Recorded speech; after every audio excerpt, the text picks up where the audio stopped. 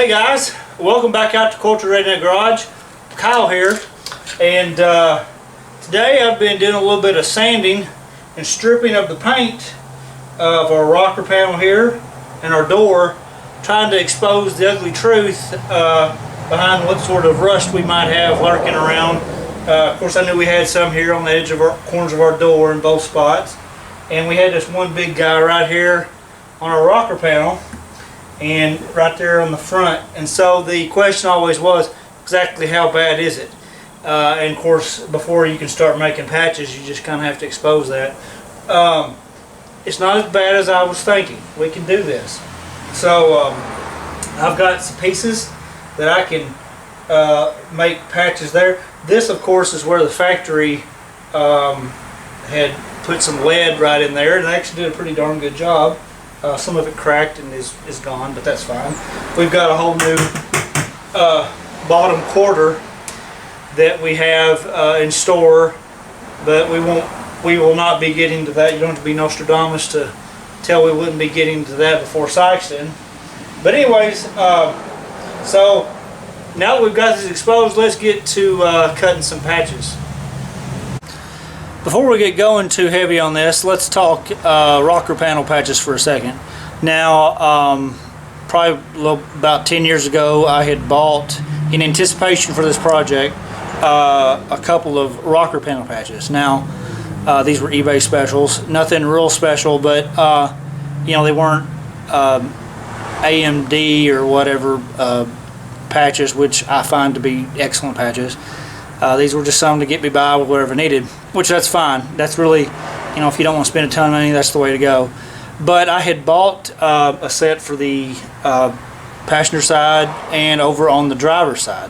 And I took the driver's side patch and pretty much went about almost replacing the entire bottom, because I thought, well, if there's any residual rust there, I'll just go ahead and take care of it. Well, as it would turn out, other than the little spots that needed it, it wasn't in that bad a shape, because I think what they do, they put some sort of a galvanizing compound in there, and it wasn't as bad as what I'd expected. So I'm not going to fully replace that this time. We're just going to go with our, you know, the patch up here and one right here. And so here's that piece right here. Let me show you. So I've already cut off one end here, and I've cut off just this back end so that I could make that guy right there. And as you can tell, that's what that is. And it will fit like so here. We'll get into that when we get there. Now, I'm going to complain about something. Let me just show you. Now, I'm not one to complain a whole lot about parts made, but I'm going to show you something. I want you to ask yourself if you see something wrong here. Check out the angle on this versus the angle here. See a problem? I certainly do. Anyways, I realize you get what you pay for, and it's just, you know, that's the way life is. Maybe this was made on a Friday, but if you're gonna bend a rocker panel, and you know, at least get the angle right. Anyway, so what we're going to do is we're going to take this this piece. I had forgotten that I had ran into that on the other side. It's just been so long since I've done it. But nevertheless, we're just going to go ahead and cut this as needed and bend it. Now, I've got a hole there, and I've decided what to do is to take care of the door patches first, because I want to cut this. I'm gonna patch all of this, but I want to use our rust converter. I had bought, if you know, or followed my videos, we had bought some sprayable rust converter that come in a tube, and we're going to just treat the entire rocker. But to do that, we just need to have that part done first and work our way back onto here. So that's what we're going to do. Now let's get on to our door patch. Let me introduce you to the original driver's side door to this car. As you can tell, I had a little boo-boo, but you know what? This is why you don't get rid of things. You can always use it for parts. So I think what we're going to do is, in order to fix our patches here, we've already got the curves and the lines and some good metal in here. So I think what I want to do, I'm just going to cut out maybe from here over to where we have good metal, and that's going to allow us to do our patches for this guy. So let's get to work on that. Alright, to make sure we are efficient in what metal we take up of the door, because we might want to use it elsewhere, we'll go ahead and get us a couple dimensions, see what we need from that, and then we'll mark it off. Let's see here. I want to get the entire area, and then I can cut out what I don't need. And then depending on how we decide to weld it, which I'm still debating on, we need to have enough for making a flange. So I'm guessing we need probably 7 inches here. I'm thinking that might be a little much, but better safe than sorry. And I suspect over here on this side, suspect over here, I'm gonna need at least 6 inches on that one. Hey Buck, if you're watching this, you're gonna love this. Let me show you something. Somebody decided they wanted to guard the progress here. Make sure that nobody comes up on us and sneaks up on us. I feel like I can sleep safe at night knowing that. It's nice to have a nice little shop animal. Unfortunately, this one is at least 95% deaf, because if you've seen my video before where we fired up the Plymouth and he well, he didn't do anything. Well, that's the reason why I couldn't hear it. So anyways, 7 inches and 6 inches. We'll go mark that off, probably cut it. We're going to go to church picnic, and when we get back we'll clean those up and kind of start fitting them some more. As I'm here sort of doing the, what we're going to cut out for our patches, I want to give out a little shout out to Buzz at Roadkill Customs. Very helpful guy. He's done an awful lot to help us No Name 500 folks out of the goodness of his heart, and we really appreciate him. And I tell you what, one of the best things I think he does, if you have Facebook, I recommend that you go on to Facebook and find his Facebook page, because he's always posting very interesting articles and whatnot that I find very helpful. In fact, I found a Buzz, I think he posted one about using a vacuum gauge the other day to tune an engine.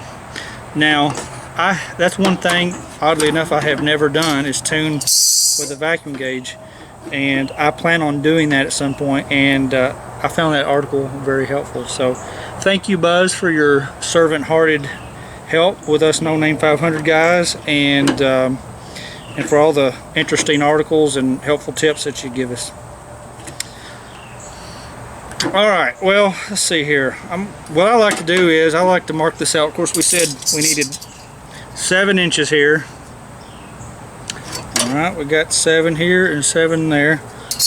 Tell you what, even though it's evening, it is very, very hot out here, and the humidity is causing my arms to sweat, which is making my marks go away. So I'll do it here like the other one. And mark off 4 inches up here, connect the dots, and cut this baby out. Well, we got our 2 pieces cut out. This one was our 7-inch piece, and this one I went a little bit smaller. I think originally I was going to do 6, but I went with more like 4.5, 4 3/4, somewhere in there. Alright, the only downside to using this kind of piece for a patch is the factory put a little bit of a rubberized undercoating under here, which is nice, good sound deadener and insulation. But we'll have to go in here and clean this all up, chip it all off, sand it down, do what we got to do to where we can get it over there. This is the first time I've done a patch quite like this. What I was able to do, you might be able to tell, I left that little flange on. See, they don't make what do you call it, for this year car, they don't make door skins. That's it, that's the word I was looking for, door skins. So I felt like it might be easier if I was to leave this guy on there and, you know, mark where I need to cut it to make a you know, flange for this side and bend it around. But yeah, before we do that, we're gonna clean it up. But I think we can get her done. Same thing with our other little patch down there. It'll be a little bit more difficult, but I think this one will be quite easy. At least I'm hoping. I think that's where we're going to leave it just for this particular video, because I feel like we just got a little bit of work to get those patches cleaned up and get them shaped up and ready to cut off that old rusted out metal. So that's a little process you probably would find boring, so I'm going to do that. And so maybe tomorrow's video we will get back to you on getting those ready to put on or cut them off. So anyways, hope you enjoyed today. I had a great time. I've been so busy lately. I hadn't been able to get on this car project because of life, work and family time has taken up a lot of stuff, but that's okay. I love those things as well, but it felt really good to get back, and this is the kind of patchwork I enjoy doing. Some of that stuff up there isn't as rewarding as some of this exterior stuff, so I'm getting excited that we're going to get a lot more done on this, and I think this is going to go a lot quicker. At least I'm hoping. You know, of course, we're not going to be able to fit in getting our lower quarter panels done for both sides. That's okay. It ain't going to hurt nothing. We're just going to try to get it done, but I wanted to at least, at a minimum, get the doors, rocker panels, and any sort of work that needs to happen on this front end of the car taken care of before I was to put the fenders back on, because we got to do that to drive it. So we're going to do our best to get done what we can. We're going to chip away what we can chip away at when we can do it, and we're going to enjoy the process. So if you like what you're seeing, click like, subscribe, and we got a lot more to come on this car. A long ways to go. So anyways, keep with us. We'll see you.